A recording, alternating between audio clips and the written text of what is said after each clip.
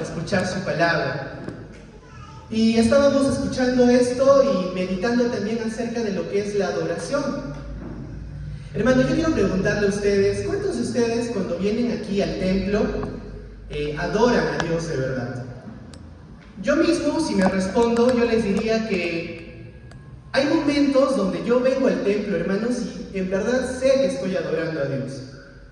Al momento en que canto, al momento que escucho la palabra, sé que estoy adorando a Dios, pero hay momentos también donde a pesar de que estoy aquí, estoy con mi Biblia en la mano, estoy incluso a veces cantando, no estoy adorando para nada. Y me hacía la pregunta a mí mismo en mi devocional y decía, ¿qué sucede? ¿Por qué hay momentos donde puedo adorar a Dios y hay momentos donde no estoy adorando a Dios? Y empecé a analizar algunos puntos. Bueno, el primer punto, el más obvio, podría ser que esté en pecado, ¿no? Si alguien está en pecado, definitivamente, hermano, tú no puedes adorar a Dios. Porque el pecado impide que tengamos comunión con Dios. Deberíamos primero restaurar ese problema delante de Dios. Eso puede ser un factor. Dije, ok, ¿qué más puede impedir que yo esté adorando a Dios? Y justo el versículo hablaba de que debemos de tener una disposición correcta al venir a la casa de Dios.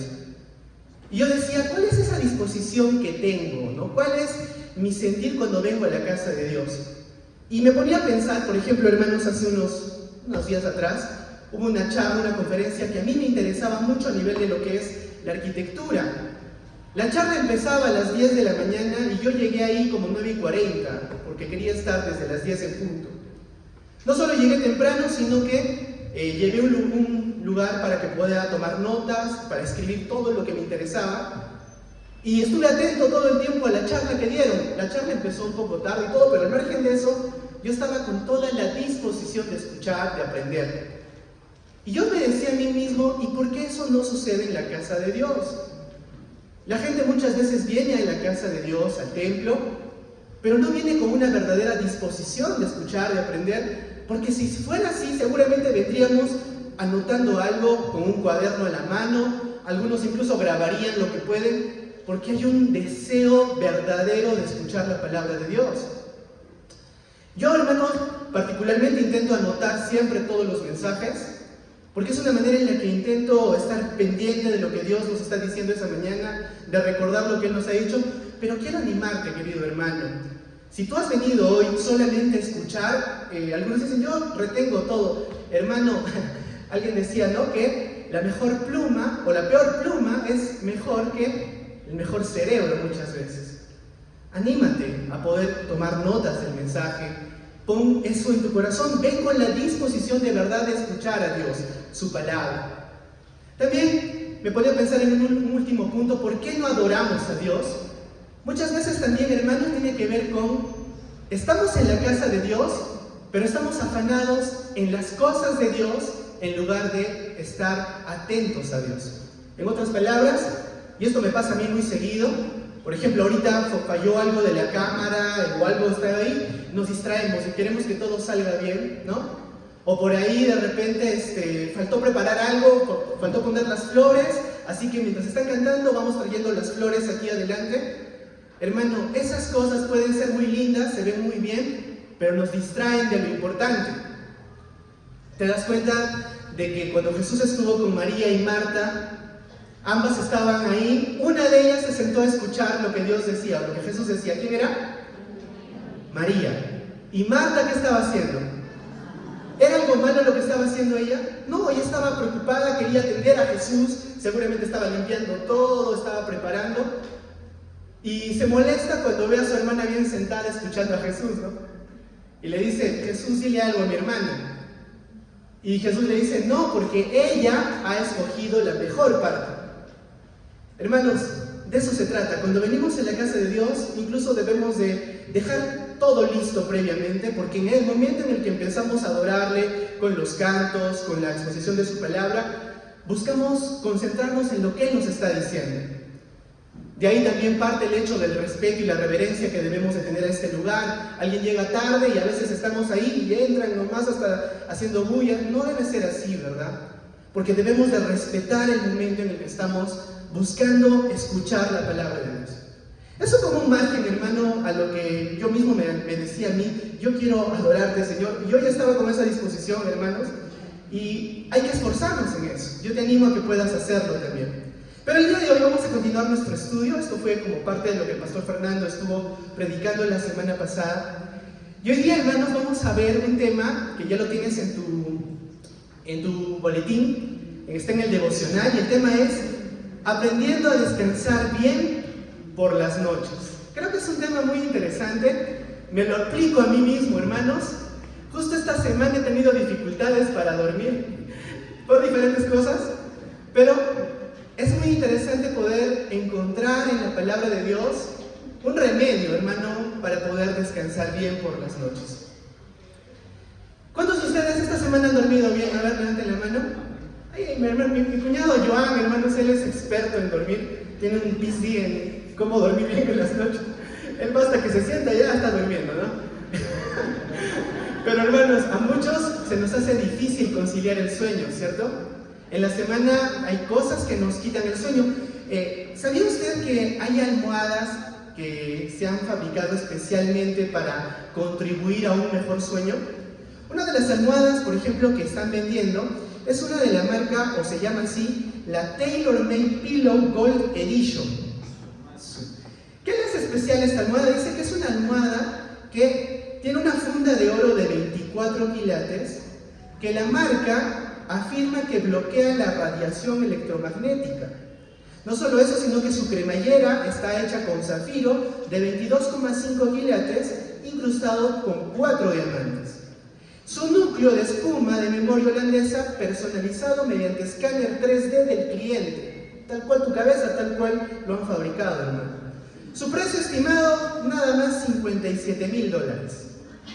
Así que si quieres dormir bien, ahí está, Tailor Made Pillow. No te alcanza los $57,000, puedes comprarte la segunda, la Pillow 2000T.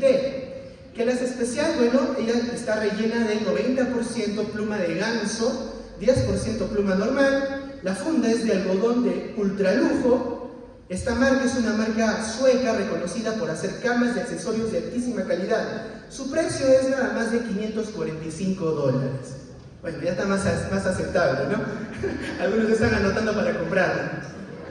Hermanos, miren, haciendo un estudio acerca del tema del sueño, estaba leyendo que los países que tienen más dificultad para conciliar el sueño en las noches, entre los 3 primeros tenemos a Japón, Corea y Estados Unidos. Estas son las naciones que se estima son las más privadas de sueño.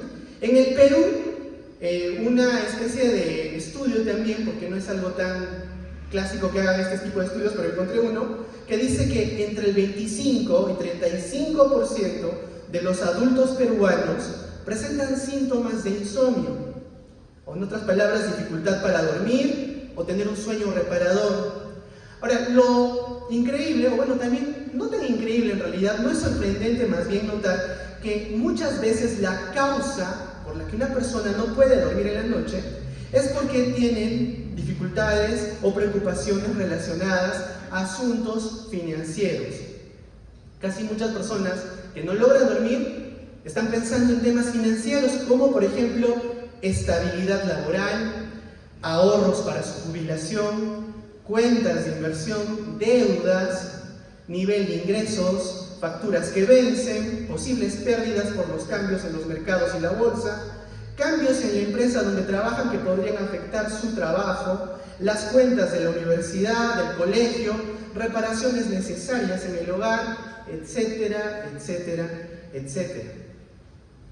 Incluso como creyentes seguramente en algún momento hemos experimentado algo de esto y sabemos cómo se siente, ¿verdad? Muchas veces nuestras mentes empiezan a dar vueltas y nuestros corazones están como lo de un niñito de un añito que está en una casa diferente a la suya y no puede dormir bien esa noche.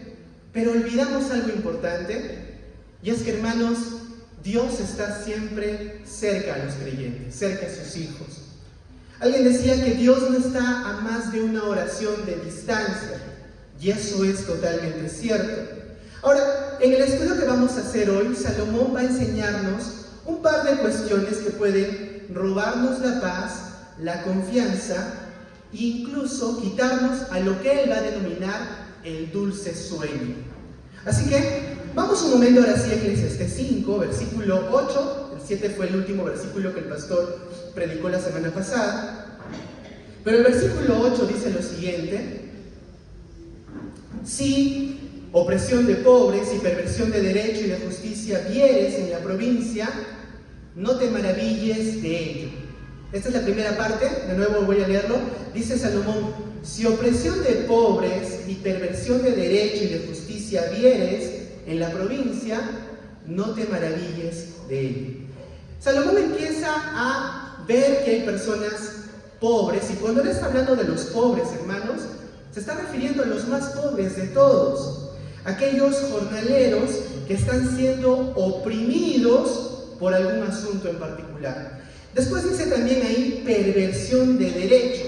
Lo que está hablando aquí, o a lo que se refiere la Biblia cuando habla de perversión, está hablando de una palabra que hace referencia a robar o despojar a alguien de sus posesiones. En otras palabras, a estos hombres a los que se refiere Salomón como pobres, que se ha pervertido su derecho, son personas, hermanos, que no tienen dinero, están siendo oprimidos y no pueden defenderse porque ni siquiera les alcanza para pagar a un buen abogado. Ni siquiera pueden asistir de repente a la corte porque eso implica dejar de trabajar. Ellos necesitan el trabajo día a día para poder sostenerse. Y Salomón dice acá: estos hombres están en lo más bajo de la cadena alimenticia laboral. Son los últimos que están ahí. Y a pesar de eso, dice Salomón: no te asombres, no te maravilles cuando veas que a ellos los están oprimiendo. Esto de no te asombres podríamos darle algunos sinónimos como: no tengas miedo, no te sobresaltes, no te desconciertes de ver esta situación. Normalmente, hermanos, seguramente si tú eres de estas personas que narra Salomón, este tipo de pobres, definitivamente en la noche quizás esto te podría estar quitando el sueño, porque te estás sintiendo oprimido y quizás por eso no puedes dormir bien. Dices: quiero hacer algo, pero no hay nada que puedas hacer al respecto. Salomón lo que está haciendo aquí, en realidad, hermanos, es simplemente hacer notar cómo era el sistema burocrático de su época. Un sistema que hoy en día no ha cambiado mucho, en realidad. Continúe leyendo el versículo 8, dice ahí: no te maravilles de ello, porque en otras palabras así es como funciona, porque sobre el alto, dice Salomón, vigila otro, más alto, y uno más alto está sobre ellos. Salomón está describiendo esta cadena alimenticia burocrática, ¿no? Tú tienes un jefe, pero este jefe tiene otro jefe encima, y ese tiene incluso alguien más que está por encima. La idea detrás de estas palabras, hermanos, de que hay un jefe, otro jefe, no quiere decir como que ellos simplemente se están cuidando entre ellos, sino como que sobre todo están viendo, a ver, que no haga más de lo que debe esta persona, porque ese dinero que él está consiguiendo debe ser para mí. Algo así. No solo eso, sigue leyendo el versículo 9. Salomón acá añade: además, el provecho de la tierra, dice Salomón, es para todos. El rey mismo está sujeto a los campos. En otras palabras, acá lo que Salomón está diciendo es: hasta el rey saca todo lo que puede de la tierra para su propio beneficio. En otras palabras, también podríamos pensar que este rey, en lugar de ser parte de la solución, es parte del problema. Busca sacar su beneficio también de los bienes que puedan adquirirse en la tierra. La mayoría de los gobiernos, hermanos, de alguna manera están descritos en estos dos versículos. No importa en qué gobierno vivimos, se supone que nosotros vivimos en un gobierno democrático, pero has escuchado también del socialismo, fascismo, nazismo, capitalismo, ¿verdad? Estos tipos de gobierno, hermanos, son sistemas que tratan la riqueza, el poder y los derechos personales de forma muy diferente los unos de los otros.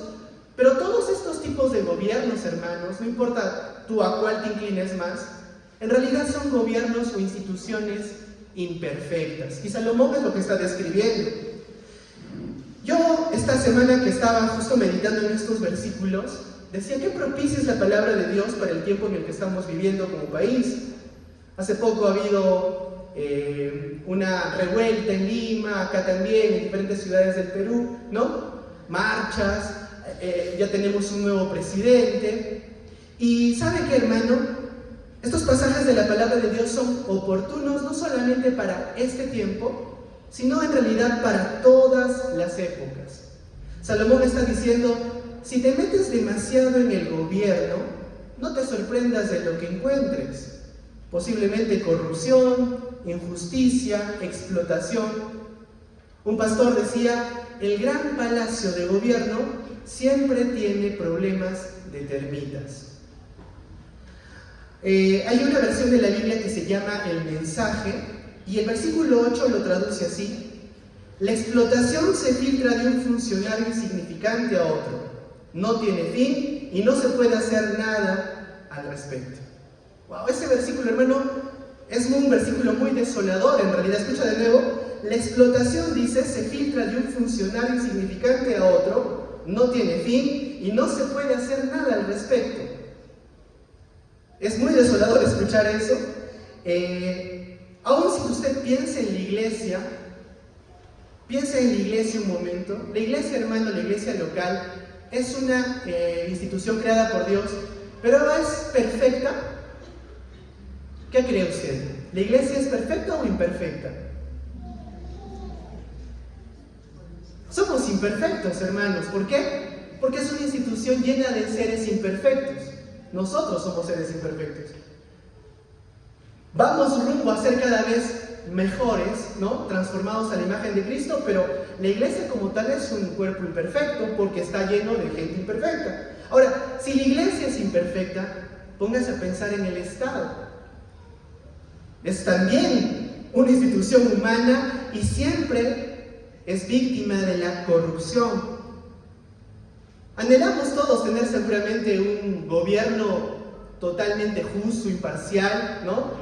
Un gobierno como en el que vemos en la palabra de Dios cuando Jesús va a reinar. Pero, hermano, nosotros tenemos que mantener cierto nivel realista de pesimismo en cuanto a los gobiernos. Nos alegramos cuando sabemos, por ejemplo, de algún representante o algún líder político que está haciendo las cosas bien, que intenta vivir con integridad. Pero, hermano, no nos debemos de hacer ilusiones, porque, recuerda, el Estado también es una institución imperfecta. Y Salomón lo que está haciendo simplemente es hacer notar esto. Hubo un pastor llamado Samuel Rutherford. Él es un pastor que vivió en la época de la Reforma, pastor escocés. Él escribió un libro precisamente en contra de la manera en la que los reyes estaban gobernando en su época. El libro se llama Lex Rex, o La Ley y el Príncipe. Este libro le costó a él una sentencia de muerte. No murió al final por la sentencia, porque murió antes por causas naturales, pero en este libro, Lex Rex, Samuel Rutherford expuso cuál es la visión bíblica de los reyes. Él hablaba, por ejemplo, que los reyes y sus leyes están sujetos a Dios y a sus leyes. Todo lo que Dios es, decía Rutherford, los reyes terrenales deberían ser: justos, rectos, buenos, misericordiosos, generosos. Justo todo lo que los reyes de su época no eran. Por eso precisamente le costó la sentencia de muerte. Ahora, él hablaba mucho acerca de cómo la palabra de Dios en el Nuevo Testamento nos enseña que debe funcionar un gobierno civil. La palabra de Dios claramente dice que el gobierno, hermanos, debe ser la extensión de la mano de Dios en la tierra para llevar a cabo su voluntad. Lo vas a encontrar eso en Romanos 13, en 1 de Pedro 2, donde habla acerca de que al ciudadano de bien, el gobierno debería premiarlo, y al ciudadano que está viviendo haciendo el mal, el gobierno debería castigarlo. Desafortunadamente, hermanos, los reyes del periodo posterior a la Reforma en Inglaterra no son los únicos gobernantes que no gobernaron según las prioridades de Dios. Lo mismo ha ido pasando en diferentes lugares. Nuestro país especialmente es conocido por casos de corrupción en la esfera gubernamental, ¿cierto? Precisamente por ello hemos tenido en los últimos 10 años, ¿cuántos presidentes? Ya ni saben, ¿verdad? 7, 8, nos vamos por el 8 ya, hermanos, creo. Pero realmente vivimos en una esfera de corrupción muy alta. Pero no te sorprendas, dice Salomón, de nada de esto, porque no importa si es un gobierno peruano, estadounidense, inglés o de cualquier otro país que ha perdido la visión correcta de las prioridades que debe tener el gobierno. Salomón dice que los pobres fueron oprimidos y que la justicia y la rectitud fueron pervertidas. Es increíble las palabras que él está utilizando. Muchas veces nosotros como ciudadanos nos pasamos a veces hablando mal siempre del gobierno, ¿no? Despotricando contra lo que estamos viendo, quejándonos constantemente sobre las cosas, y seguramente con razón muchas veces, porque esta ira a veces es justificada, es natural, pero Salomón nos dice, no te sorprendas de eso. No te sorprendas de que muchas veces se pisotee a los más pobres. Porque si tú piensas que eso no va a suceder, estás siendo simplemente ingenuo. ¿Por qué deberíamos esperar nosotros, hermanos, que el gobierno sea diferente de otros segmentos de la sociedad si todos están poblados y dirigidos por pecadores? Cualquiera de nosotros que esté depositando sus esperanzas en el gobierno, seguramente, hermano, se va a decepcionar. Hay personas, y yo lo veo a veces en mis redes sociales, amigos cristianos, que, hermanos, de verdad sacan la capa y la espada para defender una posición política. Y están haciendo mucho alarde de algunos políticos de repente. Hermano, lo que nos está llamando aquí Salomón a pensar es que nuestra esperanza nunca está en un gobierno político. Nunca está en un representante que está subiendo ahí en las encuestas. Porque si nuestra esperanza está en ellos, nos vamos a decepcionar. A veces ellos van a poder tomar buenas decisiones, pero a veces también no lo van a hacer. El pastor David Jeremiah decía sobre esto que si tú quieres conocer la realidad de tu país, no tienes que solamente ver a los gobernantes, tienes que mirarte tú mismo en un espejo. Él decía lo siguiente: ¿qué hay de la labor que tú realizas al gobernar tu propia vida? ¿Cómo gobiernas tu vida? ¿Existen en tu vida problemas de integridad? ¿Eres de los que dicen una cosa pero hacen otra en realidad? ¿Cómo estás usando tu tiempo y tus recursos? El problema, hermanos, en las esferas altas y en las esferas pequeñas es el mismo, es el pecado. Por eso, David Jeremiah dice, es una insensatez esperar que la labor del gobierno sea más eficaz que la vida de sus ciudadanos. Pero a pesar de este panorama, hermano, la palabra de Dios nos enseña dos cosas puntuales sobre el gobierno. La primera es que Dios está bajo control de todo lo que existe. A Dios no se le escapó absolutamente nada.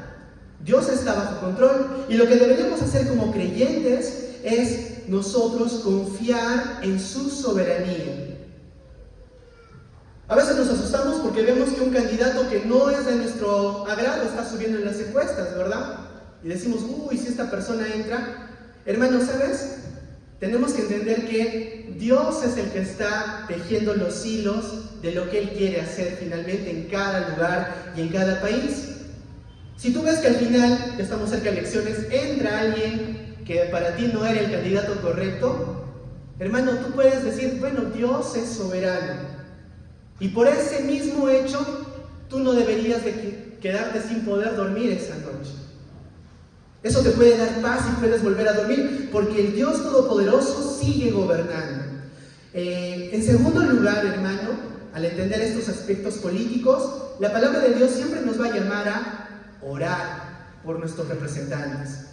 Primera de Timoteo 2:12, o Primera Timoteo 2:12, Pablo manda lo siguiente, dice, por lo tanto, exhorto ante todo a que se hagan rogativas, oraciones, peticiones y acciones de gracias por todos los hombres, y fíjate ahí, por los reyes y por todos los que están en eminencia, para que vivamos quieta y reposadamente con toda piedad y reverencia.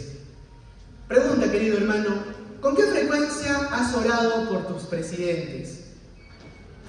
Tengo que decir tus presidentes porque hemos tenido varios, ¿no? ¿Cuántos ya oraron por Gerí, por ejemplo, que ahora es el presidente actual del Perú?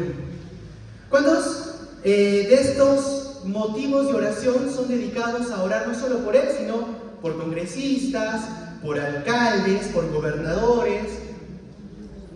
Muy poco, ¿verdad? La palabra de Dios nos dice que debemos de orar por ellos. Imagínate, hermano, que nosotros comencemos a orar mucho más por estos representantes. Y no solo esto, imagínate que nos ponemos un reto y decimos, hermanos, todos nosotros esta semana vamos a escribirle una carta cada uno al presidente y van a decirle ahí, presidente, estoy orando por ti, para que el Señor te guíe y te ilumine. Imagínate que esa carta le llegue al presidente. ¿Qué crees que podría pasar? No sabemos en realidad lo que Dios puede hacer por medio de nuestras oraciones por ellos. Quizás podríamos empezar a ver un efecto positivo en la manera en la que ellos empiezan a servir. Hermanos, cuando hablamos de asuntos políticos tampoco se trata de decir, bueno, ya que la política es así, jamás me voy a meter en eso. Hay muchos de ustedes que probablemente, hermanos, están siendo llamados a, de alguna manera, estar ahí en la esfera política. Y de verdad, hermanos, no debemos los cristianos ser indiferentes a estos asuntos. Hay algunos púlpitos donde se predica que no tienen que meterse en nada de política, el que se mete ya no está siendo un ciudadano del cielo, y no es así, hermano. Si Dios te permite a ti estar en un cargo de autoridad, ahí es el lugar donde tu influencia debe estar presente, pero tu influencia debe estar basada en la palabra de Dios. Ahora, anhelamos un gobierno lindo. De verdad, eso es algo que todos queremos, pero algo que tenemos que pensar, hermano, es que ningún partido político, ninguna ideología finalmente va a cambiar el mundo. Hagamos lo mejor que podamos si estamos en una esfera de gobierno, pero hermano, eso no va a cambiar el mundo. Lo que va a cambiar el mundo, hermano, solamente es el cambio en el corazón de los hombres, y esto sucede únicamente cuando Jesús toca la vida de un ser humano. El cambio no se gana en las urnas, hermano, el cambio se gana en los corazones.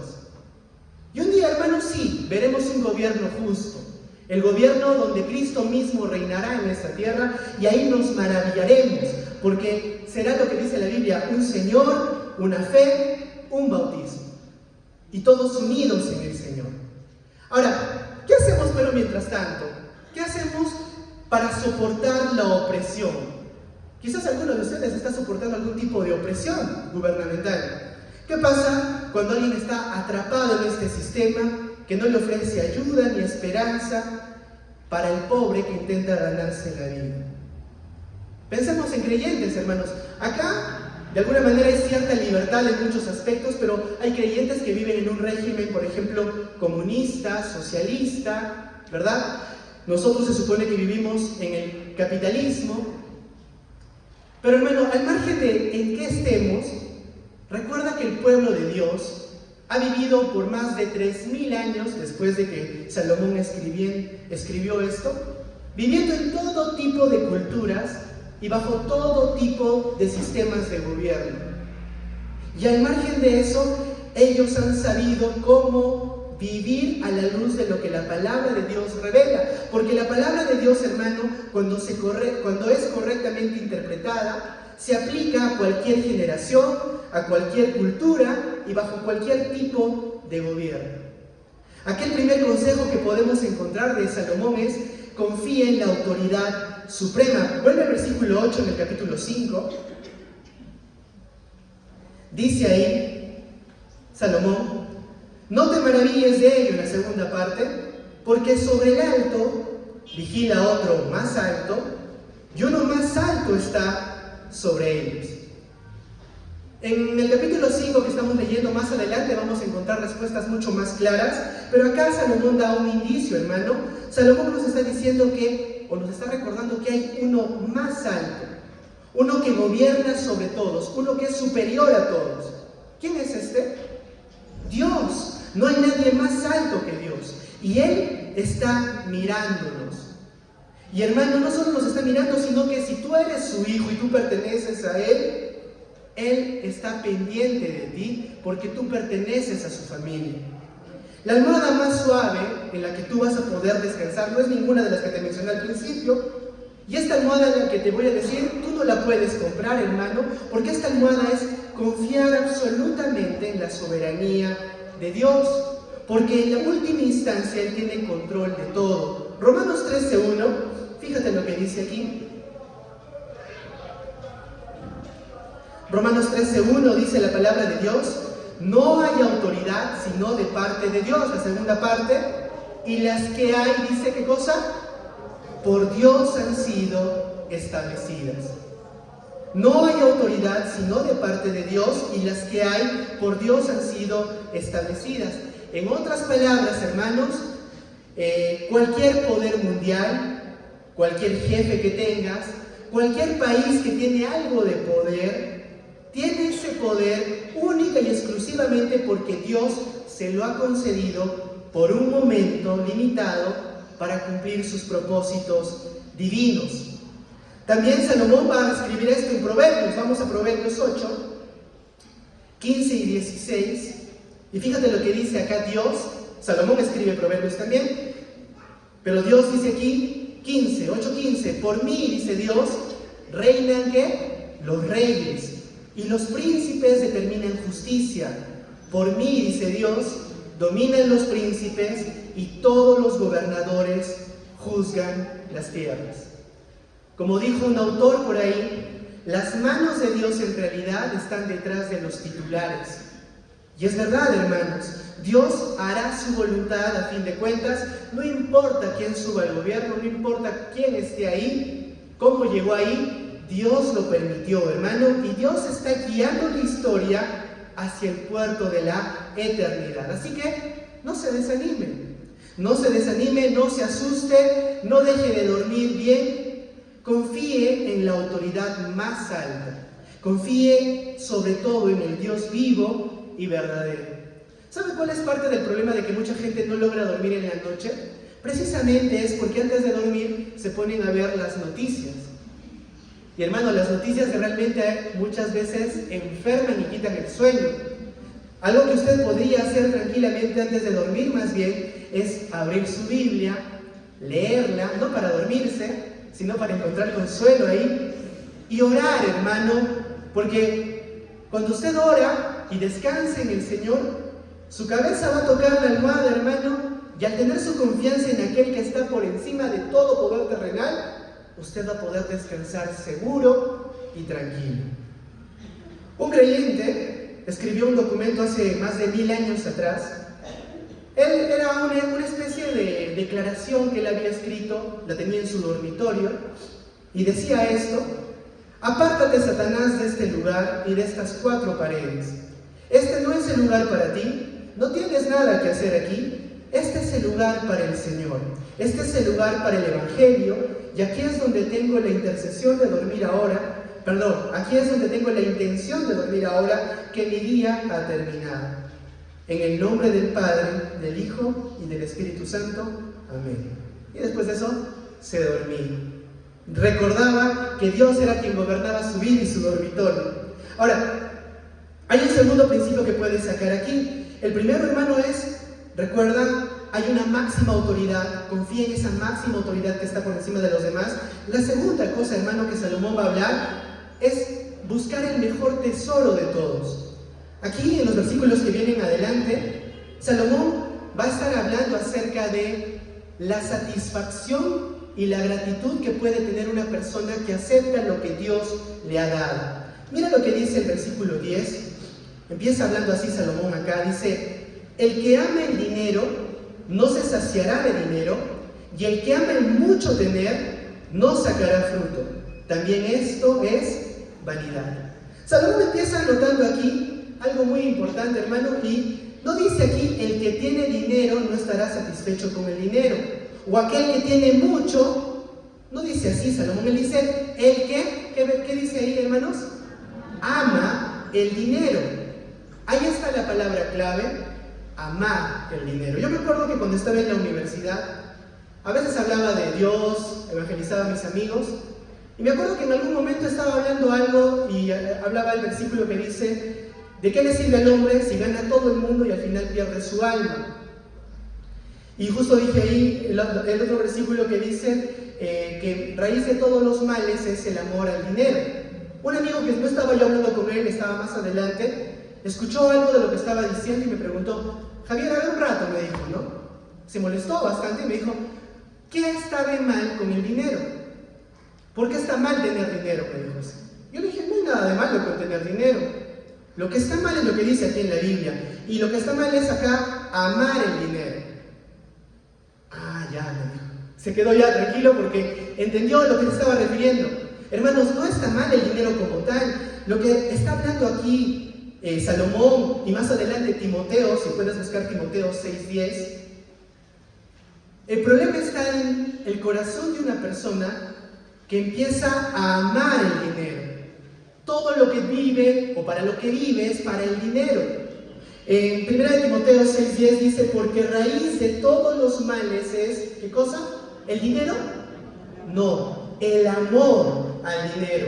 Y fíjate lo que dice, el cual codiciando algunos se extraviaron de la fe.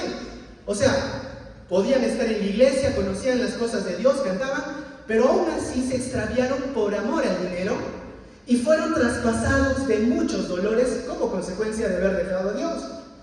Salomón dice aquí que hay un problema, y el problema es, el que ame el dinero no se saciará de dinero.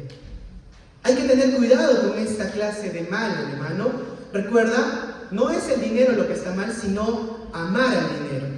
Ahora, ¿por qué amar al dinero puede quitarnos el sueño? Primero, hermano, vuelve a Eclesiastés. Fíjate lo que dice Salomón. La primera parte del versículo 10 dice, el que ame el dinero, la plata, no se saciará de dinero. En otras palabras, ¿por qué amar el dinero te quita el sueño? Porque nunca vas a tener lo suficiente. Nunca vas a llegar a la meta, hermanos. Y Salomón era un hombre que lo sabía muy bien. Hemos estado viendo un poco de su vida. Otra vez te recuerdo, Salomón importaba 25 toneladas de oro cada año. Alguien ha calculado que actualmente el dinero que tenía Salomón podría equivaler a unos 2.3 trillones de dólares. Entonces, como hermanos, no tenemos ni idea de la cantidad de dinero que es eso. 2.3 trillones de dólares. Podríamos decir que Salomón básicamente era 5 veces lo que es hoy Elon Musk, que es el hombre más millonario del mundo, ¿no? Fundador de Tesla y tantas cosas. Salomón tranquilamente 5 veces más, hermano.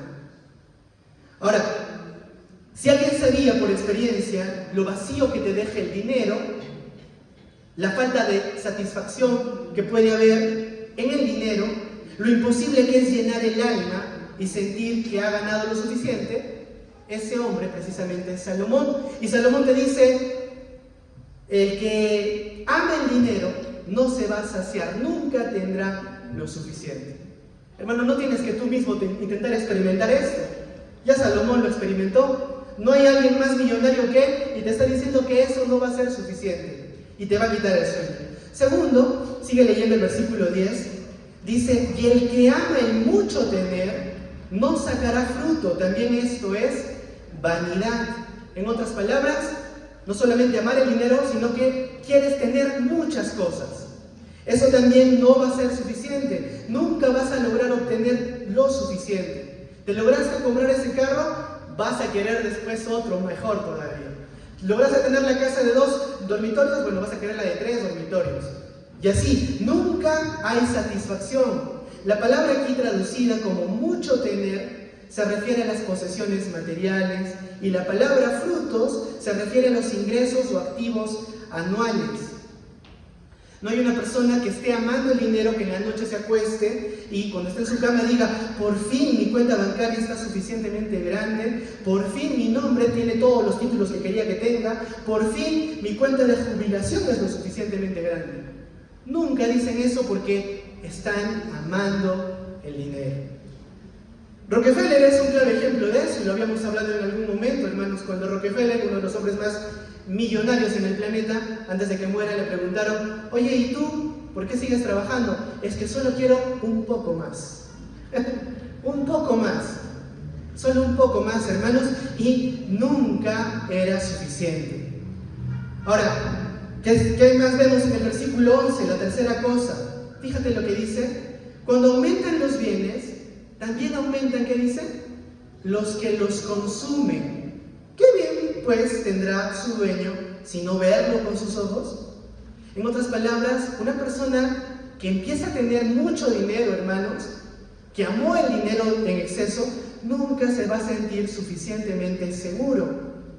Salomón te está preguntando acá, ¿qué ventaja tiene que ver que todo esto que ha acumulado se me empiece a escapar de las manos? ¿Qué está ocurriendo aquí?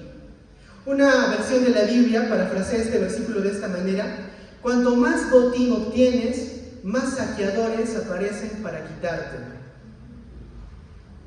Por ejemplo, ¿quién es ese familiar que de repente apareció pidiendo ayuda? Apareció el sobrino, el tío, que nunca lo había visto, ¿no? Pero tiene tu apellido. ¿De dónde han salido todos esos amigos que quieren invitarte a comer de un momento a otro? ¿Vendrá el gobierno a exigirme más impuestos? ¿Qué pasa si mis inversiones desaparecen de la noche a la mañana? ¿Debería proteger mi dinero en el extranjero? ¿Debería ahorrar en dólares, en euros, en yenes? ¿Y si mis empleados tratan de estafarme? ¿Este hombre que me ofrece ese plan de inversión honesto será realidad o solo me está tratando de estafar? ¿De dónde ha salido toda esta gente que me rodea? Hermanos, estas personas que han amado el dinero y se han llenado de dinero, muchas veces ya no pueden dormir bien porque ni siquiera saben quiénes de ahí que están cercanos a ellos son personas en las que se puede confiar verdaderamente, o cuántos solo están por interés. No sé si alguna vez escuchaste este dicho: usted no sabrá cuántos amigos tiene hasta que se compre una casa en la playa. No sé si alguno de ustedes ha logrado comprarse una casa en la playa, hermano, pero seguramente que ahí van a aparecer muchos amigos para acompañarle. Una de las cosas que pueden quitarle el sueño en la noche, hermanos, es: ¿mis amigos me quieren por lo que soy o por lo que tengo? ¿Solamente están conmigo porque quieren disfrutar de las cosas que hago y tengo? Si usted, hermano, está viviendo para las posesiones materiales, se va a obsesionar con mantenerlas a salvo y nunca se va a sentir lo suficientemente seguro. Solamente piensen en la frustración que creció en el corazón de Salomón. Él tenía un montón de dinero y cuando está llegando al final de su vida termina escribiendo acerca de esto precisamente en su diario. Y la cuarta cosa, hermano, fíjate aquí, el versículo 12, y esto es bien paradójico, dice: dulce es el sueño del trabajador, coma mucho, coma poco, pero al rico no le deja dormir la abundancia. ¿Te das cuenta, hermano, del círculo que acabamos de ver? Empezaba Salomón hablando del oprimido, del pobre, ¿no? Que no puede ni defenderse. Pero este pobre, hermano, dice Salomón, que tiene un dulce sueño. Dulce es el sueño del trabajador, coma mucho, coma poco, pero al rico no le deja dormir la abundancia. El rico tiene todo lo que quiere, tiene todo el dinero, amado el dinero, pero finalmente en las noches, hermano, cuando todo se apaga, está en su cama y no puede dormir. A lo que el trabajador no habrá comido de repente bien ese día, pero se acuesta ahí, sequito, durmiendo su dulce sueño por la noche. Hermano, qué paradójico pensar en esto. Este pobre hombre tiene facilidad para dormir. ¿Por qué? Porque, hermano, este pobre hombre seguramente ha aprendido lo que es el contentamiento que solo Dios puede dar a un corazón. Hermano, la palabra de Dios te enseña acerca del contentamiento, no del conformismo, por si acaso. Es muy diferente eso. Pero el contentamiento es estar agradecido con Dios por aquello que Él nos ha dado en este momento. ¿Qué tienes en este momento por lo cual puedes darle gracias a Dios, hermano? Demasiado, yo creo. Empieza solamente recordando las bendiciones espirituales y luego puedes pensar en las bendiciones de relaciones que tienes. Posiblemente a tu lado tienes a tu esposo o a tu esposa y esa es una gran bendición para ti. Tienes posiblemente a tus hijos contigo, es una gran bendición para ti. Tienes salud, el día de hoy estás aquí, es motivo para agradecer a Dios. Has desayunado probablemente, Gracias a Dios por ello. Vas a almorzar, es lo que entiendo por la mayoría de ustedes. Gracias a Dios. Tienes dónde dormir, tienes un trabajo posiblemente, tienes con qué vestirte hoy. Hermano, basta con recordar y nuestros corazones empiezan a sentirse agradecidos y podemos estar contentos por lo que Dios hace. Esto precisamente es lo que permite que alguien pueda dormir bien en las noches. Tal vez nosotros debemos empezar a recordar algunas cosas. Primero, al margen de cualquier circunstancia, de cualquier gobierno, recuerda, hermano, confía en la máxima autoridad de todas, Dios mismo. Él es soberano, Él está reinando. Él es la almohada más suave que el dinero jamás va a poder comprar. También confía en que este Dios que es soberano, hermano, no es un Dios que simplemente quiere las cosas y ya. No, hermano, la Biblia habla de un Dios soberano, pero Él nos presenta como un Dios que está interesado en nosotros, un Dios que nos ama. Había una niñita que en las noches se quedaba a dormir con una misionera que trabajaba en África. Y ella no quería volver a su casa. Y le decía: Ramesés, ¿por qué no quieres volver a tu casita? No, maestra, le decía ella. Es que en la noche los dioses me pueden hacer daño. A ella le habían enseñado en su cultura, hermano, que los dioses podían en el camino hacerle daño, podían abusar de ella, y ella tenía miedo de volver a su casa en la noche.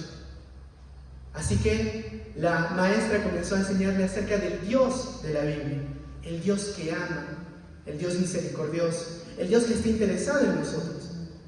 Y eso llenó su corazoncito de este niñito, hermanos.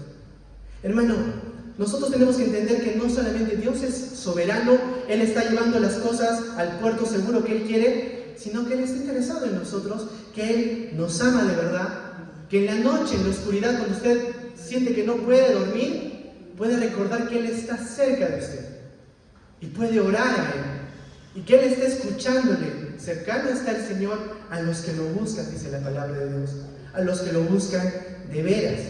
Y tercera cosa, hermano, busca el mejor tesoro de todos. ¿Cuál es? ¿El dinero? No, el contentamiento. Hermano, el lugar donde Dios te puso, las cosas que Él te dio, las cosas que también posiblemente te dará, sean buenas o sean incluso a veces como malas a tus ojos, hermano, dale gracias por todo lo que Él te está dando. De verdad que algunas veces en la noche, hermano, cuando no he podido dormir, me he puesto a orar. Y orando yo daba gracias a Dios por todas las bendiciones que Él me daba. Le daba gracias a Dios por mi esposa, que es una gran bendición en mi vida. Le daba gracias a Dios por mis padres, que desde niño me trajeron a escuchar su palabra. Y recordaba a mi hermana, a mi cuñado, a mis cuñados, a mi cuñadita. Empezaba a recordar las bendiciones de Dios en mi familia, en mis suegros. Y decía: wow, gracias Dios, ¿no? Tantas cosas, tantas bondades para mí que no lo merezco. Es más, decía: Señor, estoy en una cama ahorita, no podría estar en cualquier lugar, pero estoy aquí. Podría estar en un hospital tirado, pero estoy aquí, Señor. Y hermano, en mi corazón comenzaba a haber contentamiento. Y eso nos da otra vez las ganas de poder dormir bien en la noche. Hay un pastor llamado Booth Robinson. Él vivió en los años 1900.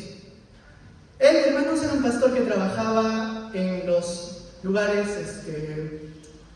pequeños pueblitos de Estados Unidos. Vivía así simplemente con lo del día a día, pero se dedicaba mucho a compartir la palabra de Dios. En su época había enseñado a unos jóvenes, bueno, eran todavía adolescentes, de la palabra de Dios, los había instruido, y estos jóvenes llegaron a ser hombres muy piadosos, muy buenos hombres, conocedores de Dios, y estudiaron y se fueron a Nueva York. Estos hombres ya eran hombres, y en Nueva York habían logrado tener empresa, habían logrado tener dinero, y eran buenos cristianos. Y ellos recordaron a su maestro, al pastor Booth Robinson, y dijeron: pastor, nunca ha tenido la oportunidad de viajar más allá de estos pueblos de Estados Unidos. Hay que traerlo a Nueva York para que conozca, para que disfrute un poco de todo lo que hay en la ciudad, para que vea los inventos que ahora mismo se están dando. Y lo trajeron al pastor en primera clase, lo hicieron llegar ahí, lo tuvieron en uno de los mejores hoteles de Nueva York, le hicieron pasear por los mejores lugares, restaurantes y cafeterías que había en su momento, le hicieron disfrutar de los inventos que se estaban dando en ese momento y después lo llevaron a su cama en la noche a que pueda descansar. Cuando estaban afuera, escucharon que el pastor Robinson empezó a orar. ¿Y sabes lo que él oraba? Él decía esto: Señor, gracias por dejarme ver todos estos lugares turísticos de Nueva York. Y sobre todo, gracias porque no vi nada que yo quisiera tener. Y se acostó y se durmió tranquilo esa noche, hermanos. ¡Wow! ¡Qué gran pastor, la verdad!, ¿no? Escuchar que él tenía su contentamiento en el Señor, que él lo tenía todo en su Señor, hermanos. Hermano, ¿usted quiere dormir bien en la noche? Recuerda estos principios que hemos visto el día de hoy. Recuerda, hermano, que hay un Dios que está por encima de todo. Recuerde que este Dios le ama. Y recuerde también que este Dios, hermano, quiere que nosotros vivamos con contentamiento. ¿Amén? Vamos a orar para terminar. Amado Dios, gracias por este tiempo con tu palabra. Señor, gracias por recordarnos que lo tenemos todo en ti, Señor. Gracias por recordarnos que somos ciudadanos del cielo. Gracias por recordarnos que mucho más importante que el dinero, que las empresas, que el trabajo secular, Señor, mucho más importante eres tú, Señor, y nuestra relación contigo. Esto no significa que debamos de descuidar, Señor, el trabajo, el esfuerzo por poder tener dinero, Señor, y poder hacer empresas, obras, porque también a esto nos has llamado, Señor, mientras vivimos en esta tierra. Pero nos llama, Señor, a no amar estas cosas, sino a amarte a ti. Permítanos amarte, Señor, a ti primero, como dice tu palabra. Amarte con todo nuestro corazón, nuestra alma, nuestras fuerzas. A que esto no sea solamente unas palabras bonitas que decimos, sino que sea una realidad en nuestras vidas, Señor. Ayúdanos, Padre, a tener contentamiento, a recordar, Señor, que al margen de las circunstancias que podamos estar viviendo, al margen de las circunstancias que suceden en el gobierno, usted, Señor, está por encima, y usted gobierna por encima de los gobiernos, usted reina por encima de los reyes, y usted está llevando adelante su voluntad, Señor. Ayúdanos también, Padre, a poder recordar que nos amas, Señor, que todo lo que permitas en nuestra vida, como dice tu palabra, para aquellos que te amamos, lo usarás para nuestro bien, Señor. Sean circunstancias lindas o difíciles, todas ellas, Señor, tú las estás orquestando para nuestro bien. Y ayúdanos, Señor, a poder tener un corazón de contentamiento. Permítenos ver todas tus bondades, Señor. Permítenos recordar todo lo que hiciste por nosotros, todo lo que harás, Señor. Gracias, Padre, porque esto es lo que nos lleva a tener un corazón de agradecimiento hacia ti, un corazón de contentamiento, que es lo que tú pides de nosotros. Te agradezco por mis hermanos presentes, que tu palabra pueda quedar sembrada en nuestra vida, Señor, y podamos poner en práctica tu palabra, Dios, en el nombre de Jesús. Amén. Amén, hermanos. Continuamos con nuestro servicio. Adelante a mis hermanos de la alabanza.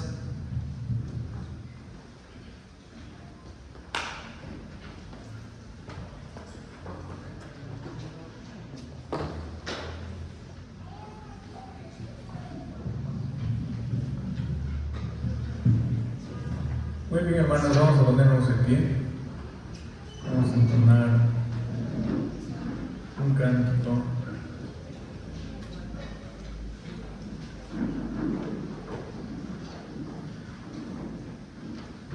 Nos recuerda quién es el Señor y cómo debemos también acercarnos a Él y lo que debe significar también en nuestra vida. Vamos a entonar: Señor, mi Redentor y Roca.